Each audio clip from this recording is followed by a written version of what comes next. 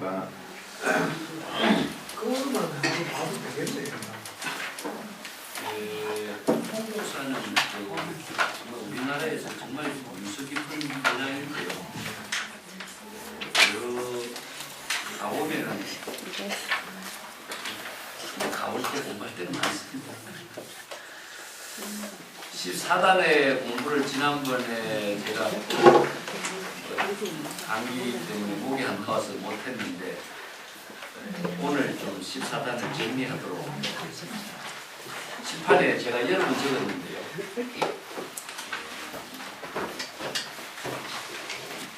금강경에서 제 나름대로 정법의 사상 체계를 정립하고 있는 부분이 14단의 이 부분이기 때문에 제가 강조를 하고 있습니다. 정법이라고 하는 것이 불법이라고 하는 것이 무엇인가 하는 것을 우리가 단적으로 이야기한다면 여기 제시하고 있는 진여 자성의 지혜가 작용하는 그 법을 제시하고 있는 것이기 때문에 이걸 이해하지 못한다면 불법의 진수를 우리가 모르고 넘어간다라고 얘기할 수가 있죠. 그래서 이걸 다른 말로 한다면 정법이라고 하죠. 불교에서는 이제 정법의 불교를 강조하는 의미가 정법으로서 제시하고 있는 법의 체계가 어떤 것인가, 이게 바로 이 법에 의해서 부처가 되고 열애가 되고, 이 정법을 설하는 사람이 누구냐면 부처고 보살이죠. 그 정법에 의한 지혜로운 삶을 사는 사람이 부처이고 열애고 보살인 것처럼 정법에 맞는 지혜를 생명활동을 하도록 제시하고 있는 것이 불법의 가르침이기 때문에 정법을 모른다면 우리가 정법이냐 사법이냐 이런 말씀입니다. 사법이다. 금강경에도 우리가 이제 사도를 행한다 이런 말이 나왔죠. 사도라는 말씀인데,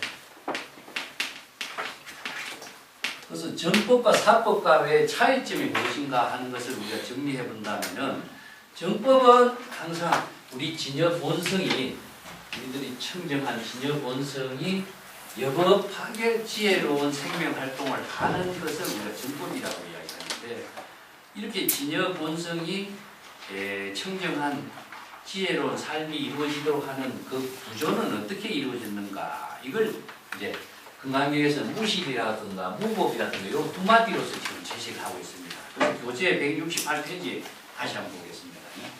수보리 열애 소득법 차법은 무실무효요. 이 말입니다. 열애가 깨달아 체득한 법은, 이 법은 어떤 법인가? 이 법이 열애가 깨달아 체득한 불법은 어떤 법인가? 이 불법의 참된 내용은 무실무효다. 그래서 무실과 무효라는 것을 경전을 번역하는 사람들은 진실도 없고 거짓도 없다 이렇게 번역하는 사람들이 있어요. 그 현장 같은 경우에는 그렇게 번역을 했습니다. 그래서 이 번역이 바로 진여 삼매를 이루는 법의 체계에서 올바른 번역이라고 할 수 없다. 나는 그렇게 보고 있습니다. 그래서 무실은, 실은 실다움이 없다 하는 것은 무실체, 무자성이라는 뜻입니다. 그래서 이제 이걸 무자성이란 말은 법을 무자성이라고 합니다. 무자성, 무실체 이런 말을 써요. 요걸 진공이라고 해요. 무실체, 무자성이라는 것은 뭐가 실체가 없고 자성이 없는가 하면요, 자아의식에 대한 자성이에요. 자아의식. 자기 자신이 자아의식에 대한 사고를 갖고 있게 되면은 자기의 마음대로, 자신의 의지대로, 자신이 생각하고 인식한 대로의 의식을 갖게 된다면은 이것은 바로 중생이 되거든요. 그래서 사도를 행하는 것은 다 중생이 되는 일을 말하고 있습니다. 이게 중생이 되기 때문에 중생은 전부 생사윤회의 업을 만들기 때문에 생사윤회의 고통을 수반하는 업을, 이 생사윤회의 업을 소멸시키기 위해서 불교에서는 정법을 제시하고 불법을 제시하는 거거든요. 그래서 한마디로 말해서 사법으로 이루어지고 있는 자아의식으로 생각하는 모든 중생의 사상을, 사고방식을 다 비우도록 하는 거죠. 이것을 이제 무실이라고 하는 거죠. 그래서 이제 불교의 모든 가르침은 사실 이 부분에 나랬어요. 나 자 중심으로 이루어지는 마음이라든가 자신의 의지라든가 자신의 인식하고 있는 사고방식은 이걸 전체에서 불교에서는 이걸 뭐라고 하냐 망념이라고 합니다. 중생은 번뇌 망념으로서 여러 가지 업을 짓는다 이런 것인데 번뇌 망념을 업을 짓는 것은 전부 다 자기 주관적인 생각에 의해서 자기 마음대로 자신의 의지대로 자신의 생각한 대로 판단해버리고 결정해버리면서 생긴 여러 가지 부작용을 말하거든요. 이걸 이제 불교에서는 법이라고도 이야기하는데 이러한 망념의 법을 전부 다 비우고 망념의 업을 비우도록 하는 것이 무신이고 망념의 업이 비워졌을 적에 무허라고 하는 것은 진공묘유라고 하는 묘유의 지혜가 자연스럽게 작용하는 것을 이제 바로 진여삼매를 이룬다 이렇게. 이걸 이제 선에서는 이것을 뭐냐면 선정과 또는 지혜라고. 그래서 불교에서 수행했을 적에는 개정해 사막을 청정하게 한다. 사막을 수행한다 그럴 적에 선정의 수행은 궁극적으로 자아의식의 모든 번뇌 망념을 다 비우는 것이 선정이 되는 것이고 번뇌 망념이 비워졌을 때 우리 진여의 본성은 청정하게 지혜가 작용하는 것이 지혜. 그러니까 선정과 지혜가 다 각자 진여 본성의 지혜 속에 함께 이루어지는 것을 이제 무실과 무라고 표현해요. 근데 금강경이라고 하는 책에서는 공이라는 언어를 사용하지 않았습니다. 이게 순야라는 말을 쓰는데, 순야라든가 순야타라든가 이런 것은 제로라고 하는 숫자와 똑같은 언어예요. 근데 이 언어가 제로라고 하는 언어가 표기법이 금강경에서는 이 언어가 사용되지 않고 안야의 그 공사상을 표현하는 언어가 무실무허라 이런 말로 표현을 해서 금강경이 좀 더 어려운 경험이 된 겁니다. 그래서 열애가 깨달아 체득한 법은 어떤 법이냐? 바로 중생이 자아의식으로 해서 번뇌 망념을 모두 비워진 경지의 무실이고 또 무허는 번뇌 망념이 비워진 진여 본성이 지혜로 작용하는 법이다. 이걸 다른 말로 한다면 뒤에 대성중에서는 진공 묘유의 법을 깨달아 체득한 것이다. 그 진공 묘유의 법을 다른 말로 하면 진여삼매라고도 부릅니다. 이걸 진여삼매라고 해요. 진여의 지혜로 삼매의 경지에서 자신의 생명 활동을 하는 경지. 이것을 이제 정법 안목이 부족되었다. 아니면 부처의 직견이 이루어졌다. 여기 금강경에 이제 뒤에 나오면은 실지 실견 이런 말이 번뇌 망념이 비워졌기 때문에 우리 진여 본성은 항상 청정하게 번뇌 망념이 없는 지혜로 불지견, 실지 실견을 이룬다. 이런 말을 이제 뒤에 금강경에서 이야기합니다. 그래서 열애가 깨달아 체득한 이 법은 실체도 없고 또 허망하지도 않은 묘유의 작용이 있는 것이다. 수보리여 만약에 보살이 마음에 의식의 대상 경계에 머무름이 없이 머물러고 보시행을 한다면은 집착하는 마음을 가지고 보시행을 한다면은 이 사람은 어두운 그 암흑에 들어가서 모든 진실을 사물을 여실하게 볼 수 없는 것 같다. 그 대상 경계에 집착하고 있는 모습이 중생의 미혹에 떨어지는 모습을 어두운 암흑에 들어갔다 이렇게 표현한 거죠. 이렇게 모든 사물을 여실하고 여법하게 볼 수 있는 안목이 없기 때문에 무명의 번뇌 망념의 업장에 떨어진 모습을 암흑에 떨어진 것에다 비유한 거죠. 만약에 보살이 마음에 의식의 대상 경계에 집착하지 않고 보시행을 하는 사람은 밝은 눈을 가지고 밝은 태양의 광명 아래 모든 사물을 있는 그대로 여실하게 다 볼 수 있는 것과 같다. 그래서 이것은 지혜가 작용하는 모습이죠. 이 때문에 여실지견이라고 하는 것은 태양의 빛이 비추줌으로써 사물의 모든 것을 전부 다 정확하게 올바르게 볼 수 있는 안목을 갖추는 것을 지혜에다 비유하고, 중생의 무명이라는 것은 대상 경계에 집착해서 지혜의 안목이 없는 것은 암흑에 빠진 것이다, 이렇게 비유를 해놨습니다. 수보리어 당내지세의 야규 선남자 선녀인이 미래에 이런 뜻이죠. 500세에 부처님이 돌아가시고 난 500세 이후에, 이것은 정법이 좀 소멸할 때에 이런 말이죠. 이 원력을 세운 선남자 선녀인이 이 금강경의 법문을 능히 수지 독송한다면은, 금강경의 법문을 완전히 자기 자신의 지혜로 쓸 수 있도록 수지한다는 것은 지혜로 마음대로 활용할 수 있는 능력을 몸에 지니는 것을 말합니다. 수지 독송. 이제 수지 독송 위 타인설 남에게 설법하는 거, 이것을 이제 오종 수행이라고 하는데, 경전을 수지하는 것에 의해서 또 경전을 독송하고 그 경전의 법문을 통해서 자신이 여법하게 지혜로운 깨달음을 이루도록 하는 것, 그것이 바로 열애가 됩니다. 저기 열애라는 밑에 줄을 내거나라 그랬죠. 이 경전을 읽고 바로 자신이 바로 경전의 지혜를 체득하는 것이 곧 그대로 열애가 되는 겁니다. 본인이 열애가 되는 거죠. 이걸 이제 간경이라고도 이야기하는데, 경전을 읽는 것 자체가 수행이 돼요. 수행을 하는 것 자체는 수행과 깨달음이 동시에 이루어지는 겁니다. 이것을 둘로 나누면 안 됩니다. 근데 우리가 공부할 적에 수행을 해서 깨달음을 얻으리라 이렇게 생각했기 때문에 이것이 영원히 깨달음을 이루지 못해요. 그래서 수정은 이래라, 수행과 깨달음은 동시에 이루어집니다. 경전을 읽는 그 지혜가 바로 자신의 진여의 지혜로 경전을 읽게 되고, 또 진여의 지혜로 경전의 법문을 자신이 깨달아 체득하는 일이기 때문에 읽는 거하고 깨달아 체득하는 지혜하고 동시에 이루어져요.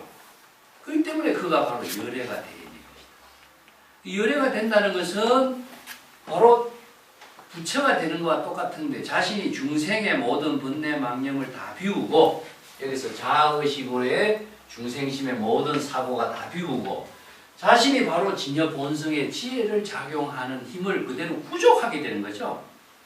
이걸 봐. 경전을 읽는 것 자체가 바로 자기의 자아의식의 마음의 의식과 모든 대상 경계를 저절로 비우게 되는 겁니다.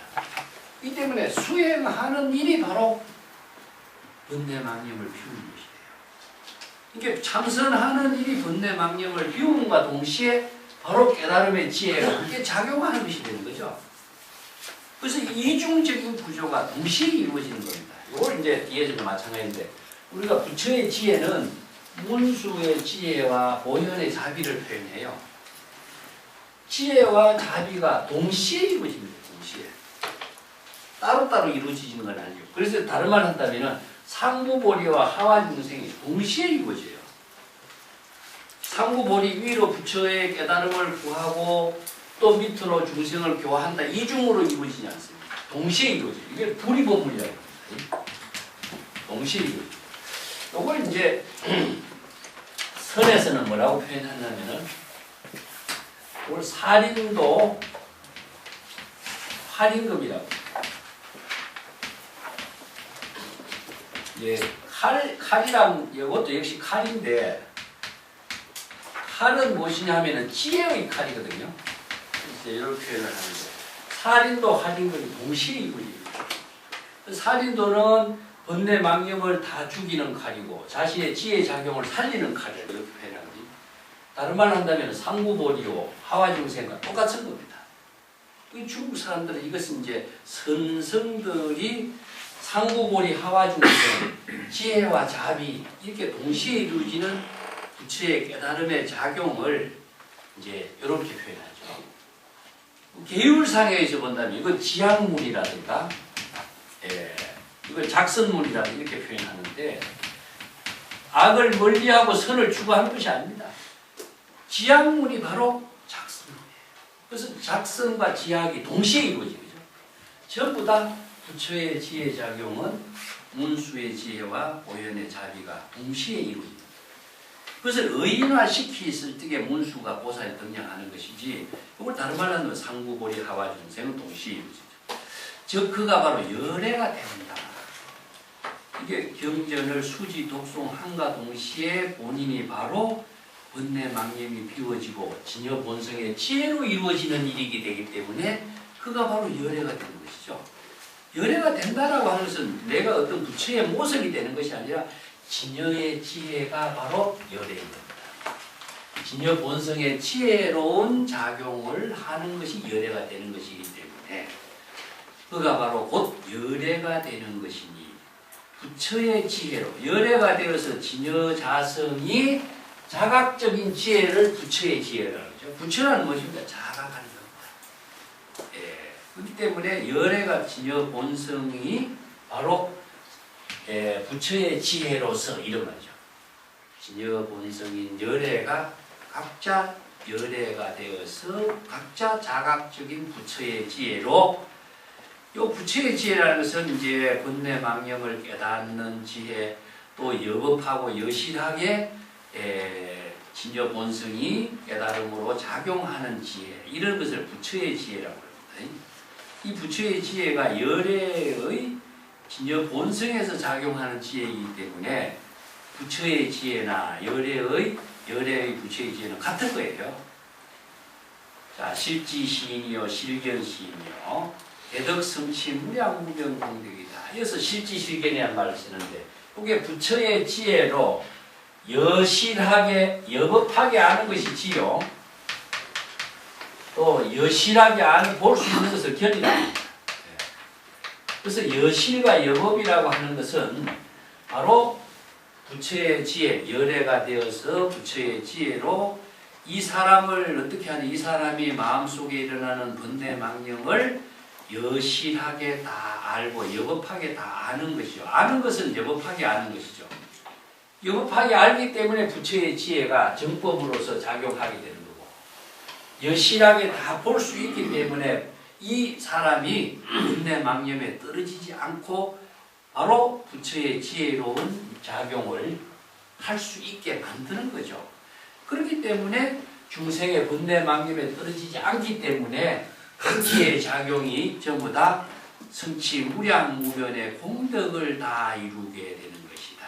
이제 무량무변이라는 것은 진여의 지혜가 부처의 깨달음으로 상구보리 하와중생의 공덕행을 하는 겁니다. 이게 이제 문수의 지혜와 자비, 오현의 자비행이 이루어지는 거죠. 이걸 보살도라고 합니다.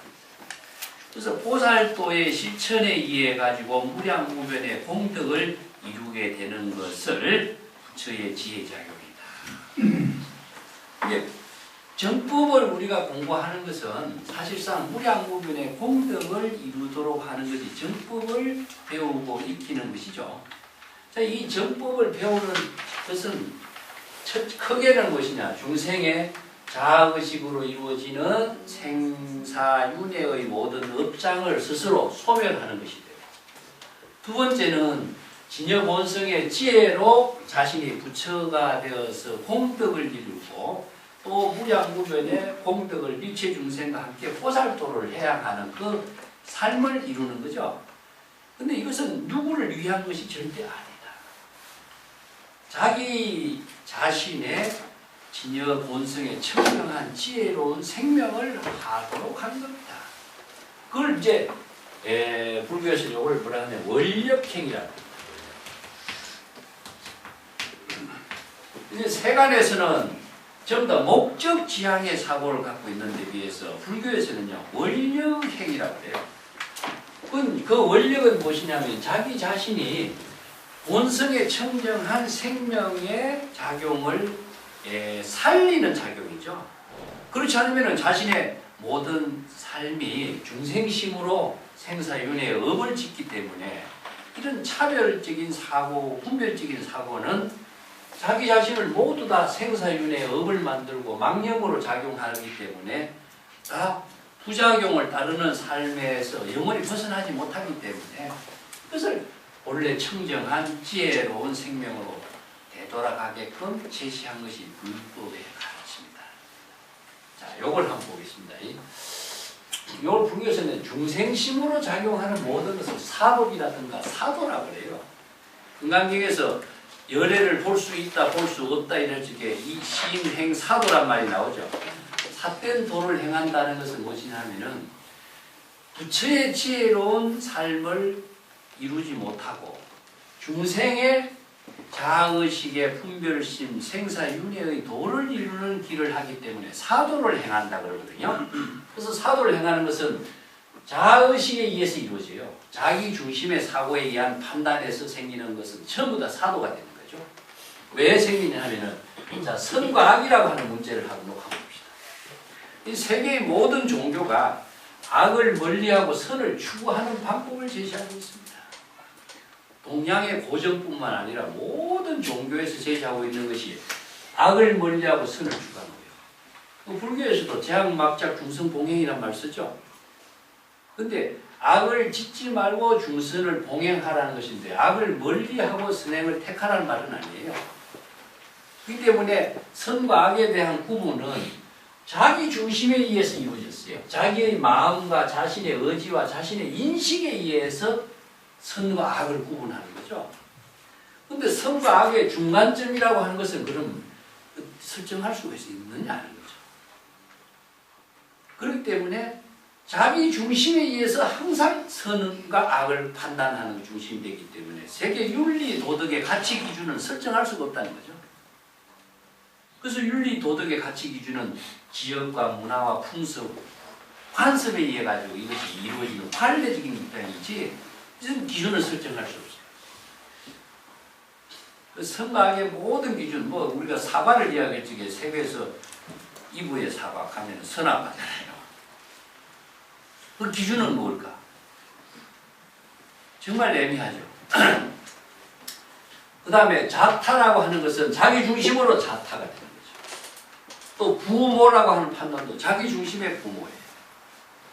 예. 그래서 노모와 철을 내가 이야기를 했는데 내가 이 비유를 가끔 합니다. 이건 이제 우리가 상대적인 분별심이 일어나게 되는 인간의 사고의 기준이 이원론적인 가치관에 의해서 자기 중심에 의한 판단에 의해서 이루어지고 있는 하나의 좋은 사례이기 때문에 이제 자기하고 처하고 둘이서 길을 가는데 둘이 동시에 물에 빠지면 당신 누구부터 건져야 되겠느냐 이런 질문을 던지면 보통 사람들이요 노모부터 건진다고 다 이야기해요. 왜 그렇게 노모부터 판단을 하겠어요? 우리의 의식이라는 것이 어떻습니까? 윤리 도덕의 가치 기준이 잠재의식적으로 작용하게 만들거든요. 아, 노모를 잘 먼저 받들고 노모를 잘 모셔야 된다는 의식이 항상 작용하고 있어요. 그러다 보니까 자신도 모르게 노모를 선택해야 돼요. 그렇다면 여기서 자기 중심으로 노모를 선택하게 되죠. 또 다른 측면에서는 마누라 선택하는 사람도 있죠. 근데 이 구분은 자기 중심이에요.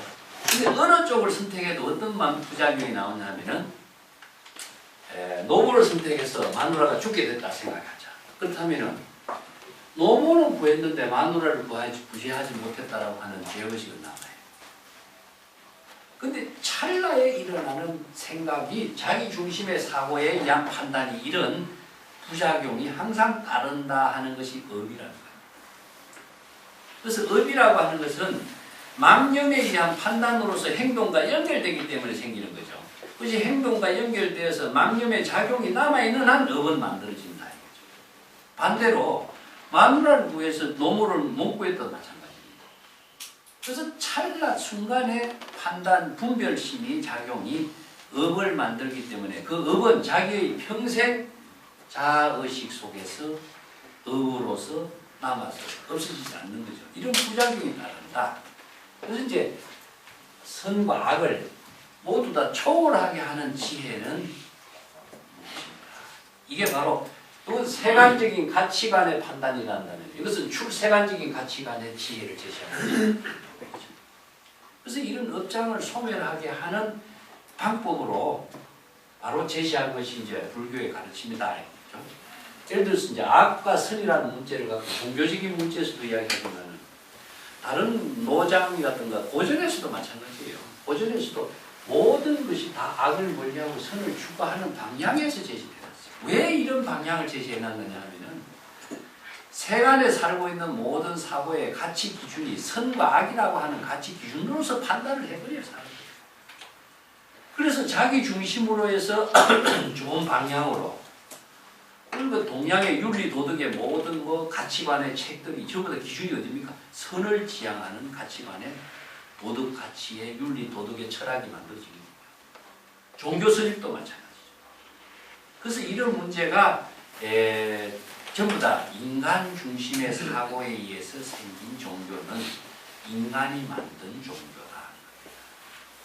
그래서 논어 같은 데서도 이제 도덕 정치를 제시한다고 했지만 그것도 역시 도덕 정치라고 하는 것 자체도 모든 상황에 따른 정치의 사고를 어떤 사고로서 갖게 하느냐 하는 하나의 좋은 교훈이 됐지만은 궁극적으로 정치라고 하는 것은 항상 그 부작용과 연결되어 있는 문제거든요. 그래서 장자 같은 데서도 모든 무의 자연의 경지가 되라 하는데 무의 자연이라고 하는 기준은 그럼 어디냐? 굉장히 애매하죠. 그래서 이제 무심히 도라는 말을 갖고 내가 비유를 가끔 합니다만 무심히 도다. 불교에서도 무심히 도란 말 쓰고 장자에서도 무심히 도란 말 쓰는데 무심의 경지가 어떠냐? 어떤 상태를 말하는 것인가? 장자나 이런 다른 노자에서는요 무심의 경지를 기준으로 제시할 수 있는 사상이에요. 무의 자연이 되라 이런 말을 했는데 무의 자연이라는 것은 자신의 마음속에 여러 가지 망념이 없어진 경지라든가 자연과 하나 된 경지라는 표현으로는 이해해요. 그래서 이걸 자연이라는 말입니다. 자연이라든가 무의라는 말을 쓰는데 자연의 상태는 어떤 상태인가? 이것을 만인이 똑같은 자연의 경지가 되도록 제시는 해놨지만은 노장자에서 이야기하고 있는 그 자연의 경지나 무의 자연의 경지라고 하는 것은 기준이라는 것은 애매하기 짝이 없어요. 그래서 사람에 따라서 여러 가지 비유로는 이야기해요. 근데 자연이 되고 무의 자연의 경지가 되도록 하는 것은 왜 이런 경지를 하느냐 하면은 목적 지향적인 사고에서 이런 주장을 하고 있는 겁니다. 예. 어떤 목적 지향이냐면요. 나무로부터 상처를 받지 않는 지혜로운 삶을 이루는 목적 지향. 이걸 이제 양생술이라고 합니다. 노장생에서 양생이라고 하는데 자신이 새가 멀리 날아가서 그물에 걸리지 않는 것은 새가 자연 본성대로 생명을 잘 보존하기 위해서 이런 표현을 하거든요. 나무로부터 상처를 받지 않게 해서 내가 무의 자연의 경지가 되고 무심의 경지가 되도록 하는 것. 여기에서는 반드시 양생이라는 목적 지향적인 사고 위에 이루어진 사상체계이기 때문에 작가에 의해서 이루어지고 그 책에서 제시하고 있는 정신 이것이 정리가 제시가 되어 있지만 불교에서는요 목적 지향적인 사고가 없어요. 아까 여기서 원력이라고 했죠. 그래서 원력과 목적 지향의 차이점이 이제 다른 점이죠. 그래서 원력은 무엇이냐 하면은 자신의 본성의 생명을 외부의 힘에 의해서 살리는 것이 아니라 자신의 원력을 통해서 살리는 작용을 제시하고 있어요. 그리고 또 무심의 경지라고 하는 것도 그냥 무질서하게 무심해 있는 것이 아니라 자, 이게 법의 체계입니다. 진여법이라고 하는 것이 있어요. 이 법이라고 하는 것이 불교에서는 불법 진여법이라고 제시됩니다. 이 법의 체계가 있습니다. 일체 번뇌 망념이 자의식에 의한 번뇌 망념이 비워진 것을 진여의 법이라고 하고 자의식이 다 비워진 진여 본성의 지혜가 작용하는 것은 무실무하다. 이걸 진여법입니다. 중국에서는 차법이라고 하고 또 평등의 법이라고 하고 무실무라고 이렇게 표현하고 있죠. 이걸 이제 다르게는 자연이란 말 똑같이 쓰지만은 불교에서 이야기하는 자연의 법이라는 것입니다. 자, 이 법은 어떤 법이냐 하면은 진공묘유의 법이죠.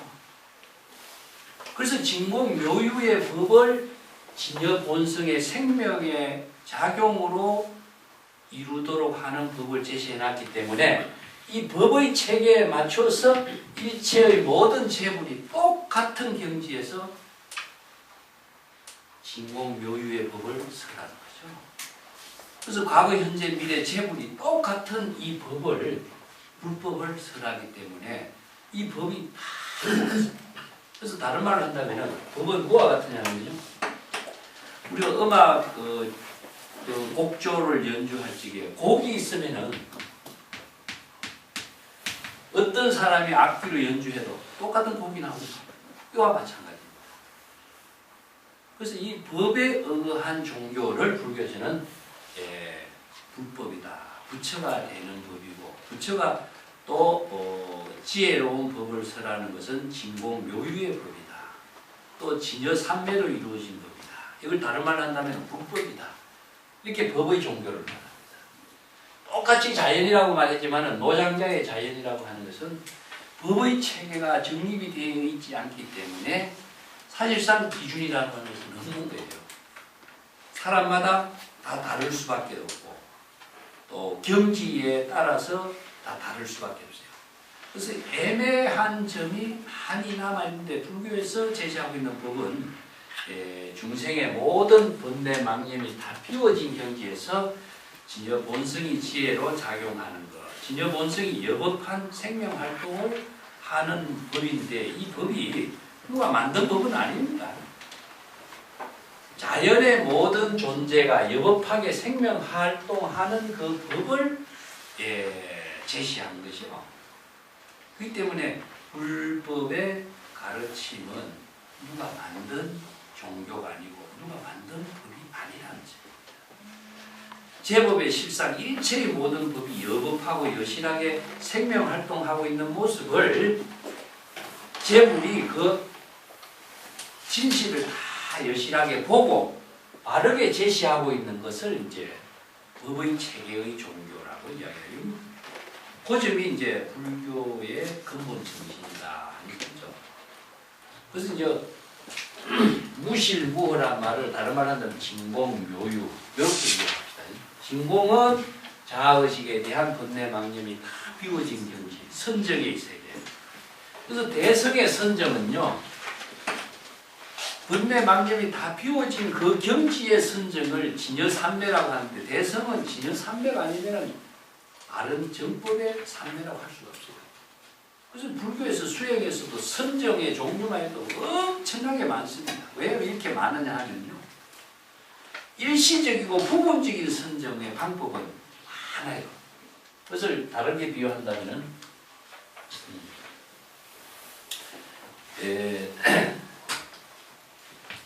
큰 바다가 있는데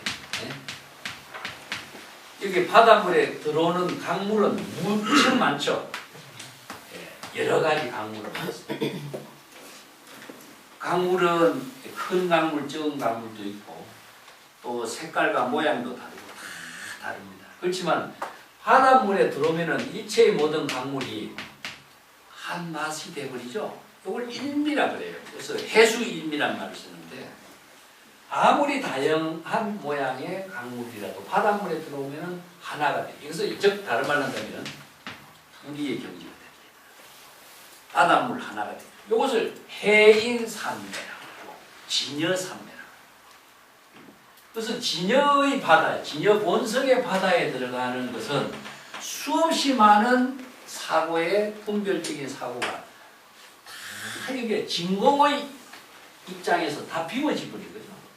그래서 진공의 경지가 된 것이 바로 바닷물이 된 거죠. 그래서 자기 중심의 모양과 이름과 색깔이 다 있었지만은 이것이 바닷물에 들어가 진공의 상태가 된과 동시에 해수인미가 되는 거죠. 그것이 진정한 대성의 선정이 진여삼매의 선정이 돼요. 그러면 진여삼매의 선정 이전의 선정은 뭡니까? 자, 조그마한 감정이 일어나면 감정을 치료하는 선정, 남을 미워하고 시게 하면은 인욕행으로서의 어떤 선정, 뭐 수없이 많은 선정 방법을 다양하게 제시할지라도 그것은 부분적이고 일시적인 치료법이죠. 그것이 잘못되었다든가 나쁘다든가 하는 말은 아니에요. 그래서 경전에서나 인도에서 수없이 많은 선정의 방법이 나왔지만은 그것은 이제 부분적이고 일시적인 방편으로 제시된 선정이지만은 근원적인 선정은 궁극적으로 어떻습니까? 자아의식에 의해서 모든 망념이 다 비워진 경지가 되면은 수없이 많은 선정이 일미의 바다에서 해인산매의 선정에서 모든 것이 다 근원적인 해결이 이루어지는 거죠. 그래서 이제 진공이라는 거 있습니다. 진공의 경지가 됐을 적에 묘유의 지혜가 여실하게 작용합니다. 그렇기 때문에 경전을 통해서 일체 번뇌 망념이 다 비워진 경지가 바로 열애가 됩니다. 열애가 되었을 적에 진여의 지혜로서 부처의 지혜로서 자신이 실지실견, 자신의 마음속에 일어나는 번뇌 망념을 자신이 다 여실하고 여법하게 볼 수 있어요. 그래서 중생은 그걸 볼 수가 없어요. 그래서 이걸 유불능기라고 그럽니다. 오직 부처의 지혜로만이 능히 알 수 있다. 이런 말 유불능기라고 앞에서 내가 설명을 드렸습니다. 오직 부처의 지혜로만이 능히 알 수 있는 지혜라. 이건 중생의 번뇌 망념은요, 중생이 알 수가 없습니다. 그래서 중생의 번뇌 망념을 부처의 지혜로만이 실지실견하는 거예요. 그래서 열애는 진여 본성이고, 진여 본성이 자각적인 부처의 지혜로서 자신의 마음속에 일어나는 번뇌 망념을 다 알고 다 볼 수가 있기 때문에 번뇌 망념이라는 사실을 알고 있기 때문에 번뇌 망념에 떨어질 이유는 없죠. 이것을 불태진의 경지라고 해요. 그래서 십지 이상의 보살은 법신의 지혜, 이걸 이제 법신의 지혜를 이룬다 해서 법신의 지혜를 이뤘을 적에 중생이 번뇌 망념에 떨어지는 오류를 범하지 않는다. 그래서 십지 이상의 보살은 아비바치, 불태진의 경지를 이루기 때문에 다시 중생의 번뇌 망념에 떨어지는 그런 오류를 범하지 않는다. 그래서 불태진이다 이런 말씀. 그 경전에서 사용하는 여러 가지 언어들이 이런 그 법의 체계 위에서 다 설가해져 있기 때문에 이런 내용들을 좀 같이 맞추어서 이해를 하는 것이 있습니다. 그래서 실지실기한 말이 사실 어려워요. 실지실기한 말이 그 중앙역에서 이렇게 간략하게 해놨기 때문에 이 사람을 다 알고 이 사람을 다 볼 수 있다 이렇게 보는데 이 사람은 또 누구냐 이거죠. 예? 여기서 중생을 여기서 이 사람이라고 합니다. 그럼 중생은 어디다 그랬죠? 보통 보면 중생 하면은 중생이 따로 있다고 생각하는 중생은 어디냐? 자신의 마음속에 일어나는 망념을 중생이라고 합니다. 자신의 마음속에 일어나는 망념이 중생이죠. 그래서 일체 중생을 구제한다라고 했을 때 일체 중생을 구제할 수 있는 것은요. 자신이 진여 본성이 부처의 지혜로 자신의 마음속에 일어나는 중생의 번뇌 망념을 다 볼 수가 있고 번뇌 망념이 일어난 사실을 알아야 이 번뇌 망념의 중생의 병을 의사가 병을 보아야 되겠죠. 알아야 되겠죠.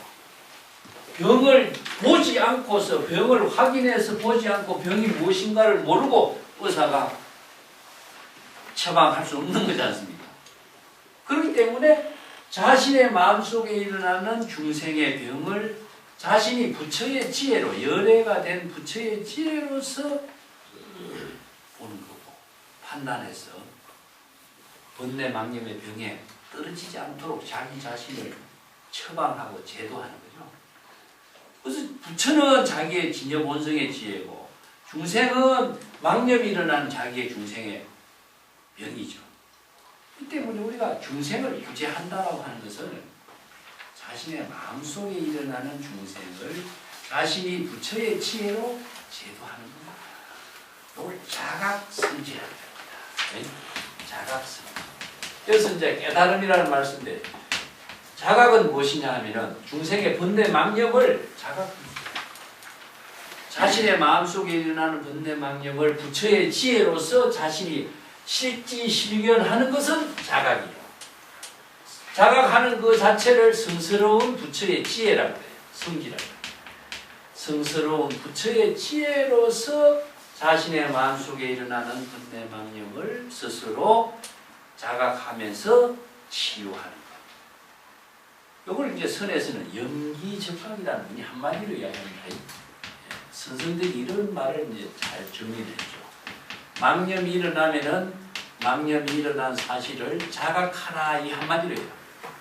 우리가 자각하다, 깨달았다, 깨달음을 강조하는 것이 이제 선에서 강조하는 깨달음의 종교인데 뭘 깨닫는가 이렇게 한다면 애매하겠죠.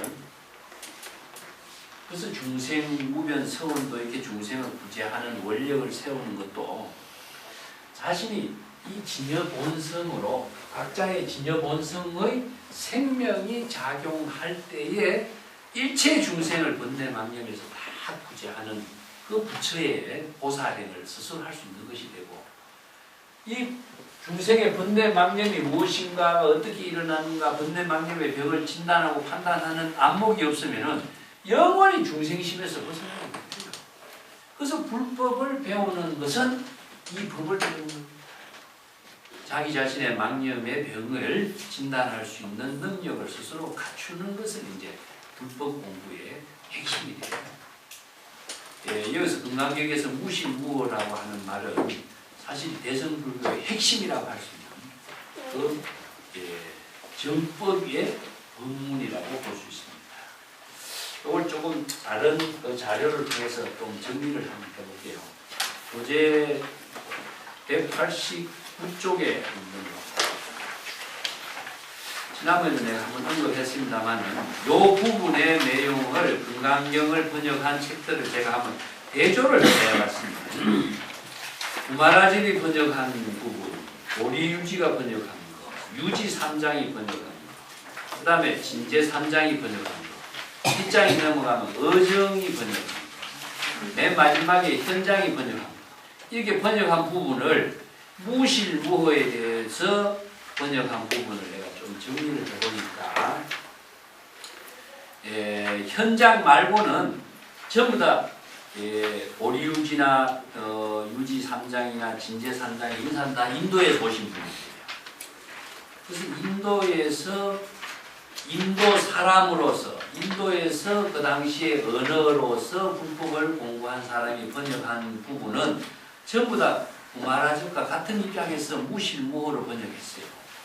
근데 현장은 이걸 번역을 달리 해요. 현장의 번역 보면은 비제, 비망 이렇게 번역합니다.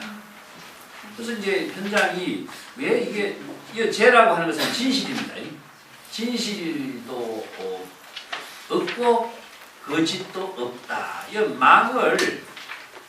망이라는 것은 허망하지 않다 이런 말도 되는데 여기서는 제와 망을 갖다 붙이니까 상대적인 언어가 되버려요. 하나는 진실과 거짓이 되버린 겁니다. 그러니까 진실과 실체도 없고 허망하지 않는다 하는 말을 진실도 없고 거짓도 없단 말로 바꿔놓은 거예요. 이것은요 다른 말로 한다면 여기에서 진실도 없고 거짓도 없다 이렇게 바뀌어지는 언어예요. 사실은. 그러면 이것은 자기 중심의 진실과 거짓이라고 하는 상대적인 차별적인 개념을 초월하게 하는 언어는데도 무실과 무어의 언어로서 이 말을 갖고 친다면 맞지 않아요. 사실상 이 부분에 대해서 내가 굉장히 많은 검토를 세계의 그 산스크리트 금강경에 대한 책들을 다 조사를 했어요. 그 190페이지 맨 밑에 해놨는데 일본의 학자들이 금강경 번역한 거, 산스크리트 언어로 금강경 번역한 거, 아니면은 티베트 언어로 금강경 번역한 거 다 조사해봤어요. 그런데 모두 다 구마라집이 번역한 무실무어라고 번역하지 않고 현장이 번역한 그 진실과 거짓으로 다 번역해놨어요. 이거 왜 이랬을까? 산스크리트 사전까지도 조사를 해봤어요. 산스크리트 191페이지에 그 진실도 없고 거짓도 없다. 이게 요 말을 산스크리트 사전에 이렇게 번역해놨어요. 왜 이래놨을까? 그 구마라접은 왜 이렇게 번역했는데 현장 이후에 산스크리트 사전에까지 왜 이렇게 나왔을까? 그래서 이 문제를 나는 어떻게 정리했느냐면요. 산스크리트 사전을 만든 사람이 현장이 번역한 언어를 중심으로 해서 언어 개념을 정리했다라고 해요. 그렇기 때문에 현장의 번역어가 산스크리트 언어를 이해하는데 가장 많이 활용을 하다 보니까 이 언어를 쓴 거예요. 근데 이 언어는 사실상 자기 중심으로 진망의 문제이지 진여 본성의 작용으로서 무실무어의 입장을 구마라접이나 중국의 모든 번역가들은 이렇게 입장을 제시했는데 현장의 입장을 갖고 여기에서는 진망의 입장을 제시했다면 이 불법 사상에서 이 문장은 오역이다. 그러나 오역으로 보는 거예요. 산스크리트 언어로 정리가 됐다고 하더라도 이것은 오역이다. 이 법의 책에서 오역이다. 그래서 내가 이 부분을 강조해요. 이제 산스크리트 언어의 사전이 여기에서는 그 언어가 진실인가 거짓이라는 언어로도 의미로도 사용할 수가 있지만은 무실무어라고 번역한 그 구마라집의 번역의 이 법문의 입장, 이 법은 무실무어라고 하는 법문에서는 이거 맞지 않는 언어다 하는 겁니다. 이 번역이 좀 잘못됐다. 이것을 이제 입증해 보기 위해서 제가 다른 자료를 전부 다 정리를 해봤습니다. 다른 법화경에 있는 자료하고 뒤에는 대성 기실론에서 법의 체계를 정리한 부분이 있습니다. 194페이지 한번 볼까요?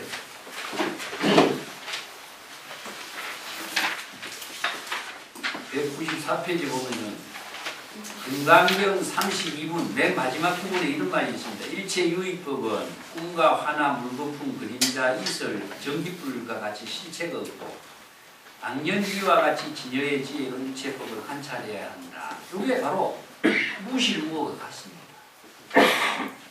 그 부분이 반야경에 또 만약에 어떤 가르침이 위대한 가르침이 있어서 열반의 경지보다도 더 수성하다고 할지라도 나는 역시 하나와 같고 꿈과 같다고 설하리라. 이게 반야경전에 자주 설하고 있어요. 이 때문에 일체의 모든 법이 뭐죠? 고정된 실체가 없다는 말이 무실이에요. 그리고 진실과 거짓의 문제가 아니에요.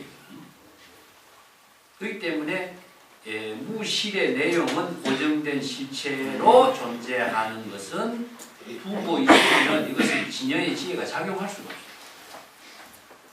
그래서 이제 이걸 비유로서 언어 문자까지도 전부 다 고정된 실체로 두지 않는 것을 언어 문자까지도 초월하도록 하는 것이 반야바라밀, 적비반야바라밀, 심연반야바라밀 이렇게 언어 문자 그 방편에까지도 초월해야 된다는 것이 입장이죠. 그 밑에 부분이 이제 대성기실론의 3계 흠망, 중생의 망념으로 만들어낸 것이다 하는 부분이 또 이게 불교의 유심의 철학에서 이런 법의 체계를 정리해놨습니다. 자, 195페이지 좀 읽어보겠습니다. 구마라접은 일체의 모든 법은 고정된 실체가 없다고 했고 열애가 깨달아 체득한 진여의 진여법의 본질을 무실무허로 이렇게 번역했습니다. 중생은 불법을 알지 못하는 무지 무명의 눈으로 보고 듣고 냄새 맡고 촉감을 느끼는 모든 사물을 실제로 영원히 존재하는 것으로 착각하고 집착하고 소유하려고 하기 때문에 번뇌망념과 사물에 집착해서 업장을 만들고 생사윤회의 고통을 초래하는 거죠. 그래서 중생은 번뇌망념을 비우고 열애가 불법을 깨달아 체득한 일체 계공의 경지를 이루도록 무실이라고 번역합니다.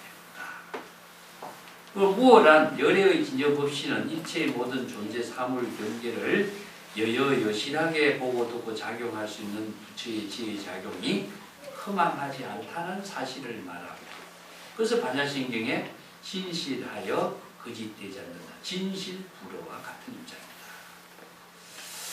요것은 이제 진공묘유 이렇게 이해를 하는 것이 바람직하다라고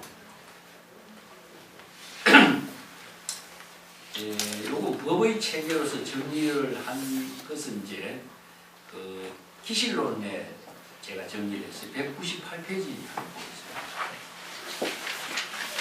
여기 진여법이 이제 기실론이라는 책은요, 진여의 법이 여법학의 지혜로 작용하는 법의 체계를 아주 논리적으로 잘 정리한 논서입니다. 대성불교의 논서 가운데 가장 잘 정리된 논서로서 주목받고 있는 책이죠. 대성기실론에 공과 불공의 논리를 썼습니다. 이걸 이제 이건 공이라고 하고, 무어는 묘유의 무어를 불공이라고 표현합니다. 일체 번뇌 망념을 다 비워진 것을 진공을 공이라고 표현했고, 진여의 지혜의 작용이 흠망하지 않다는 것을 불공이라고 합니다. 공과 불공의 논리로 이제 이걸 설명하고 있습니다. 첫째는 여실공이니 너희 구경이어서, 구경은 절대 진여 본성의 입장을 구경이라고 합니다. 구경각이라고 하면 뭐죠? 바로 진여 본성의 깨달음의 작용을 구경각이라고 해요.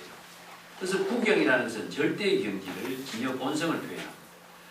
진실한 모습을 나타낸 것이고, 두 번째는 여실불공이니 진여 그 자체는 청정하여 열애의 본성 공덕이 부족하고 있기 때문이다. 자, 여기서 공은 진공이요, 불공은 묘유를 이렇게 표현합니다. 여기 기실론의 이러한 주장은 이제 성만경에 이런 주장을 토대로 해서 이 법을 정리한 거고, 자, 성만경, 능가경 이런 경전에 의해서 대성불교를 종합하고 있어요. 이런 경전은 어떤 의미를 두고 있느냐 하면요, 대성불교의 이제 성립적인 방향인데, 반야경에서 공의 본문을 했거든요. 근데 법화경하고 하안경에서요, 반야경의 문제점을 보완해요. 어떤 보완을 하느냐 하면, 공의 본문을 설하면서 이성과 소성의 수행자들은 성불할 수 없는 입장을 주장합니다. 그럼 일체 중생이 성불할 수 있는 입장을 설해야 되는데 왜 이성의 수행자는 성불할 수 없는가? 그래서 반야경에서 일체 개성, 일체의 모든 중생이 모두 다 성불할 수 있는 입장을 펴니다. 거기서 법화경에서는 무엇이냐 하면은 열의 수량품이라고 해서 열의 모든 생명을 제시했고, 하안경에서는 열의 성기품, 열의 진여 본성이 지혜로 작용하는 법을 제시했어요. 그래서 법화경, 하안경에서 반야경에서 이 세 경전에서 대성불교의 모든 사상적인 토대를 이걸 정립한 것이 이제 열반경입니다. 열반경에 와서는 일체 중생이 모두 불성이 있기 때문에 불성으로서 모두 성불할 수 있는 그 원력의 모든 사상 체계를 제시합니다. 그래서 대성불교 반야경에서 출발해가지고 열반경의 완성을 이루어요. 그래서 열반경의 사상을 토대로 해서 반야 사상과 열애장 사상, 불성 사상을 골격으로 해서 일체 중생이 불성은 가능성이죠. 부처가 될 수 있는 가능성이고, 이 가능성을 반야의 지혜로 작용할 때 뭡니까? 바로 열애가 되겠죠. 그래서 진여 본성은 불성입니다. 불성이 반야의 지혜를, 진공 묘유의 반야의 지혜를 작용했을 때 열애가 되고 부처가 되는 겁니다. 그래서 이 법의 체계를 이렇게 정리하는 거예요. 그래서 이 법을 정리하면서 성만경, 능가경, 대성기실론 여기에서 대성불교의 전체적인 종합 사상 체계를 재정립시켜요. 이 때문에 대성불교는 기실론에 의해서 법의 체계를 종합했다 이렇게 이해를 하고 있습니다. 그래서 199페이지 한번 볼게요. 199페이지에도 대성기실론의 있는 부분을 제가 인용을 해놨습니다. 중간 부분입니다. 수다라에서 설하고 있다. 세간의 모든 법에는 필경 자체가 공했고 열반 진여의 법까지 필경 공한 것이며 본래 스스로 공한 것이기 때문에 일체의 모든 대상 경계의 상을 떠났다. 그 말을 듣고 집착을 켜부수기한 말임을 알지 못하기 때문에 진여 열반의 성품이 오직 공한 것이라고 했는데 어떻게 이 진여법신 그 자체가 공하지 아니함을 밝힐 것인가. 진여 자성의 공덕을 부족했기 때문이다. 자, 여기서 공이라는 말은 무엇이냐면요, 방편의 모든 언어를 다 비워야 됩니다. 우리가 열반이라든가 부처라든가 이런 말을 쓰면은 열반 부처가 실제로 존재한다고 생각한다면 어떻게 되겠죠? 바로 열반이란 부처라고 하는 그 말에 집착해가지고 자신이 열반의 부처의 경지를 상실합니다. 그와 마찬가지로 어느 문자 깨달음에까지 우리가 잘 아는 부처, 연의, 도, 법이라고 하는 글자에 집착해가지고 사실상 자신이 중생에서 벗어나지 못해요. 그래서 이 법을 전부 다 비우도록 한 것이 바로 공의 법입니다. 그래서 일체의 명상을 모두 다 비우는 겁니다. 명은 무엇이냐 하면은 어느 문자를 표현하는 것이고, 상은 무엇이냐 하면은 어느 문자로 인식하고 있는 이미지입니다. 그렇기 때문에 명상을 비우지 않고서는 자신이 진여 본성이 지혜가 작용하지 않는 것이죠. 그것을 바로 이제 무실령, 진공이란 말로 표현한다. 이걸 이제 공열애장, 불공열애장 이런 논리 체계로서 이제 진여의 법을 체계 있게 정리하고 있습니다. 199페이지 그 피실론 맨 밑에 부분 한번 볼게요. 일체의 모든 법은 본래 언어로 여러 가지 표현된 모양을 여의고 명상을 여의고 필경 평정하여 변하는 일을 파괴할 수도 없고 오직 일심이로 진여라고 한다. 이게 이제 어느 문자를 여의고 또 자신의 마음속에 망념으로서 일어나는 모든 대상 경계를 여의고 이런 중생심의 모든 사고를 다 여의 때에 바로 진여 본성의 지혜가 여실하게 작용하는 것이다. 이걸 바로 무실이라고 표현했거든요. 금강경 5가에서 중국 선성들이 금강경의 그 법의 체계를 정확하게 이해해서 이 법을 설명을 했는데 이 부분의 사람들이 조금 법의 체계를 정리하는데 이해를 조금 못했어요. 그래서 이걸 많은 오해를 하게 된 것 같습니다. 조당집 201페이지 보면 조당집의 방거사가 이 금강경의 법문을 토대로 해서 또 이런 개송을 해요. 심여 경여 여여 무실여 무호여 유역불간 무역불거여 불시현성 요사분부르다. 유명한 방거사 개송입니다. 마음이 청정하면은 경계도 청정하고 여여하다 이런 말이죠. 여기서 마음은 자신의 주관적인 마음이고 경계는 의식의 대상 경계입니다. 이것이 중생이 자기의 자아의식을 갖고 있으면은 여여하지 못하지만 여여하다는 것은 진여 본심으로 마음이 여여한 경지를 말합니다. 그렇기 때문에 무실력 무호역 즉 진공묘유입니다. 실체도 없고 후망하지 않으니 있음에도 관계하지 않고 없음에도 마음이 머무르지 않으니 이건 유와 물은 상대적인 모든 차별 분별심을 초월한 게죠. 이런 경지가 바로 성이다, 현자다 이런 말도 초월했다. 이런 경지를 일대사를 요달아 서덕한 평범한 사람이다. 이 요사의 법무란 말이죠. 여기서 요사라는 것은 일을 마친 사람이라는 뜻이거든요. 일을 마쳤다라고 하는 것을 이제 불교에서는 생사대사를 마친 것은 바로 진공인 것. 그래서 생사해탈했다 이런 말을 씁니다. 생사를 해탈한 경지다. 그래서 자의식으로 이루어진 모든